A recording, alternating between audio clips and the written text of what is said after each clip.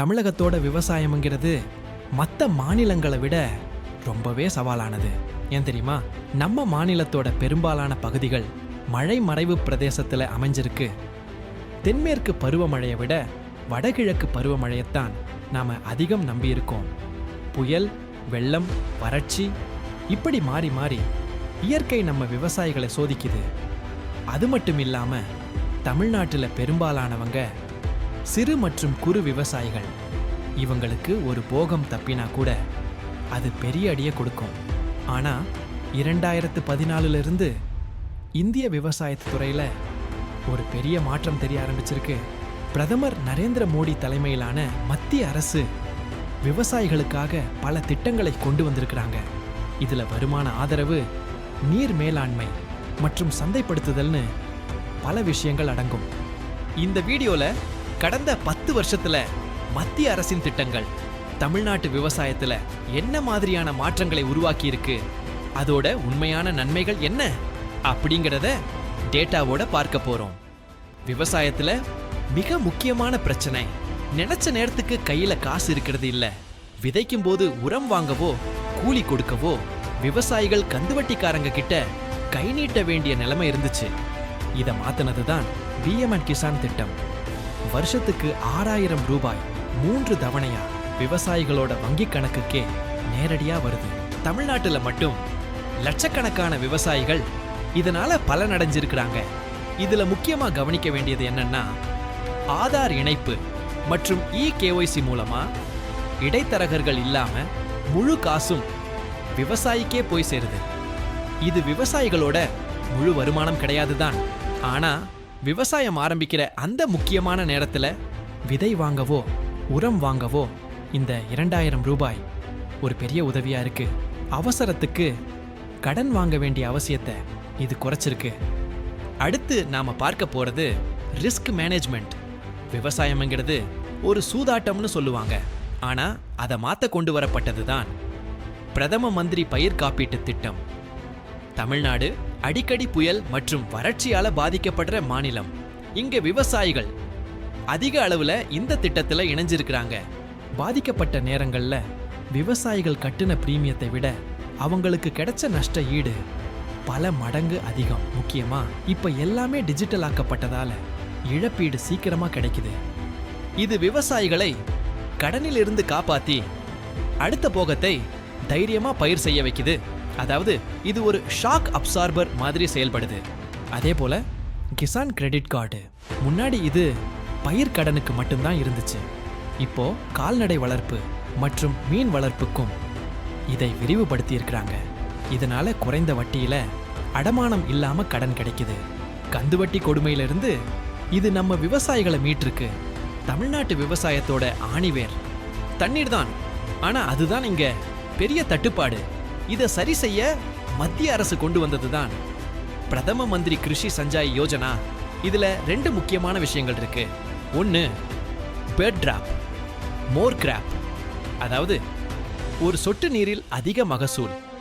இந்தியாவிலேயே சொட்டு நீர் பாசனத்தை அதிகமா பயன்படுத்துற மாநிலங்கள்ல தமிழ்நாடு முன்னணியில் இருக்கு. வாழை, கரும்பு, தென்னை, காய்கறிகள் பயிரிடுறவங்களுக்கு இது ஒரு வரப்பிரசாதம். தண்ணியும் மிச்சம், உரமும் வீணாகாது. 2வது நீர்நிலைகளை மீட்டெடுத்தல். ஏரிகள், குளங்கள் மற்றும் நீர்நிலைகளை தூர்வாடுறது மூலமா நிலத்தடி நீர் மட்டம் உயர்ந்திருக்கு. வறட்சியான காலங்கள்ல கூட பயிரை காப்பாத்த இது உதவுது. சுருக்கமா சொல்லணும்னா, தண்ணியை தேடுறதை தாண்டி இருக்கிற தண்ணிய எப்படி எஃபிஷியண்டா பயன்படுத்துறது அப்படிங்கறதுல ஒரு பெரிய மாற்றம் வந்திருக்கு. விளைவிச்சா மட்டும் போதுமா? அதுக்கு சரியான விலை கிடைக்கணும்ல. அங்கதான் வருது ஈனாம், அதாவது தேசிய வேளாண் சந்தை. தமிழ்நாட்டில் இருக்கிற பல மண்டிகள் இப்போ ஈனாம் கூட இணைஞ்சிருக்கு. இதனால என்ன லாபம்? உள்ளூர் வியாபாரி சொல்ற விலைதான் முடிவுன்னு இல்லாம ஆன்லைன் மூலமா இந்தியா முழுக்க இருக்கிற வியாபாரிகள் கிட்ட நம்ம பொருளை விற்க முடியும். விலை நிர்ணயம் வெளிப்படையா நடக்குது. பணம் நேரடியா அக்கவுண்ட்ல ஏறுது. அதே நேரத்துல நெல் கொள்முதல் ஈஸியா பண்ண முடியுது. கடந்த சில வருஷங்கள்ல மத்திய அரசோட குறைந்தபட்ச ஆதரவு விலை, அதாவது MSP மூலமா நெல் கொள்முதல் சாதனை அளவை எட்டியிருக்கு. நெல் மட்டும் இல்லாம பருப்பு வகைகள், சிறுதானியங்கள் மற்றும் தேங்காய்க்கும் இந்த ஆதரவு கிடைக்குது. ஈனா மூலமா சந்தை வாய்ப்பும் எம்எஸ்பி மூலமா விலை உத்தரவாதமும் கிடைக்கிறதுனால விவசாயிகள் அடிமாட்டு விலைக்கு விற்க வேண்டிய அவசியம் குறையுது. விவசாயத்துல செலவை குறைக்க ஒரு வழி மண்ணுக்கு என்ன தேவையோ அதை மட்டும் போடுறது.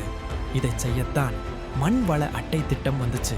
தமிழ்நாட்டுல கிட்டத்தட்ட எல்லா விவசாயிகளுக்கும் மண் பரிசோதனை செய்யப்பட்டு அட்டைகள் வழங்கப்பட்டிருக்கு. இதனால தேவையில்லாம யூரியா வாங்குற செலவு குறைஞ்சு மண் வளமும் பாதுகாக்கப்படுது. அடுத்தது வேளாண் உள்கட்டமைப்பு நிதி. அறுவடை செஞ்ச உடனே வித்தா விலை கம்மியா தான் கிடைக்கும். அதை கொஞ்ச நாள் பாதுகாத்து வைக்க கிடங்குகள், குளிர்சாதன வசதிகள் மற்றும் பேக்கிங் யூனிட்கள் அமைக்க மத்திய அரசு நிதி உதவி கொடுக்குது. இதனால அறுவடைக்கு பிந்தைய இழப்புகள் பெருசா தடுக்கப்படுது.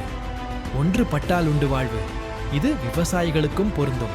தனியாளா நின்னா ஜெயிக்க முடியாதுன்னு தெரிஞ்சு மத்திய அரசு உழவர் உற்பத்தியாளர் நிறுவனங்களை, அதாவது எஃப்பிஓக்களை ஊக்குவிக்குது. சிறு விவசாயிகள் ஒன்று சேர்ந்து ஒரு கம்பெனி மாதிரி செயல்படலாம். தமிழ்நாட்டில் சிறுதானியங்கள், பழங்கள், வாசனை பொருட்கள் பயிரிடுற விவசாயிகள் எஃபிஓக்களா மாறி இப்போ பெரிய மார்க்கெட்ல நேரடியா வியாபாரம் பண்றாங்க. விலைய அவங்களே நிர்ணயம் பண்றாங்க. அதே போல இயற்கை விவசாயம், ரசாயன உரங்கள் இல்லாம இயற்கை முறையில விவசாயம் செய்யறத ஊக்குவிக்க மத்திய அரசு பல திட்டங்களை கிளஸ்டர் முறையில செயல்படுத்தி வருது. இது வருங்காலத்துல ஒரு பெரிய மாற்றத்தை உருவாக்கும். மொத்தத்துல பார்க்கும்போது 2014க்கு அப்புறம் தமிழ்நாட்டு விவசாயத்துல நடந்திருக்கிறது சாதாரண மாற்றம் இல்ல. இது ஒரு கட்டமைப்பு மாற்றம். வெறும் திட்டங்களா இல்லாம இது ஒரு முழுமையான சூழலை உருவாக்கி இருக்கு. கையில் பணப்புழக்கம் இருக்க பிஎம் கிசான், ஆபத்துல உதவ பயிர் காப்பீடு, நீர் மேலாண்மைக்கு PMKSY, சந்தை வாய்ப்புக்கு ஈனாம், எதிர்கால வளர்ச்சிக்கு FBOக்கள். நிச்சயமா சவால்கள் இன்னும் இருக்கு.